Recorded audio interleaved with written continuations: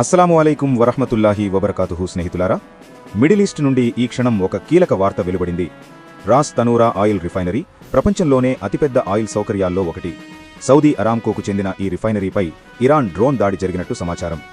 దాడి తర్వాత కొంత ప్రాంతంలో అగ్ని ప్రమాదం సంభవించినప్పటికీ సౌదీ డిఫెన్స్ సిస్టమ్ ఎక్కువ శాతం డ్రోన్లను గాల్లోనే కూల్చివేసినట్టు అధికారులు తెలిపారు.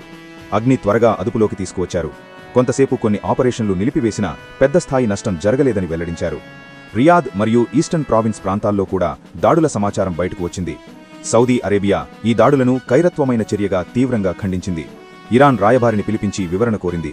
తాము స్వీయ రక్షణ హక్కును వినియోగించుకుంటామని స్పష్టం చేసింది. ఖతర్, యుఏఈ, కువైట్ వంటి గల్ఫ్ దేశాలు కలిసి ఒక సంయుక్త ప్రకటన విడుదల చేసి ఇరాన్ చర్యలను ఖండించాయి. అమెరికాతో కలిసి నిలబడతామని సంకేతాలిచ్చాయి. ఇదిలా ఉండగా అంతర్జాతీయ మార్కెట్లో చమురు ధరలు వేగంగా పెరుగుతున్నాయి.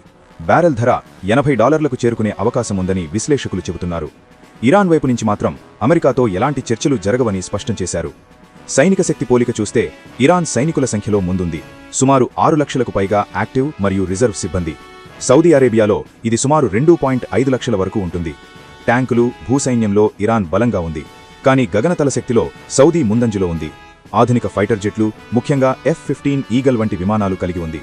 నౌకాదళంలో ఇరాన్ అసిమెట్రిక్ వార్ఫేర్లో నిపుణులు, ముఖ్యంగా హోర్ముజ్ జలసంధిలో. రక్షణ బడ్జెట్ పరంగా సౌదీ చాలా ఎక్కువ ఖర్చు చేస్తోంది. మిస్సైల్ మరియు డ్రోన్ టెక్నాలజీలో ఇరాన్ బలంగా ఉంది. ప్రాక్సీ గ్రూపుల ద్వారా కూడా దాడులు నిర్వహించే సామర్థ్యం కలిగి ఉంది. మొత్తానికి ఇరాన్ సంఖ్యాబలం మరియు మిస్సైల్ శక్తిలో ముందుంటే Saudi Arabia hi tech air power, Gulf America మద్దతు మరియు ఆర్థిక బలంతో ముందంజలో ఉంది. ప్రస్తుతం ప్రత్యక్ష యుద్ధం లేకపోయినా పరిస్థితులు అత్యంత ఉద్రిక్తంగా మారుతున్నాయి. ఈస్టర్న్ ప్రావిన్స్, ముఖ్యంగా దమ్మాం ప్రాంతంలో భద్రతా అలర్ట్ పెరిగే అవకాశం ఉంది.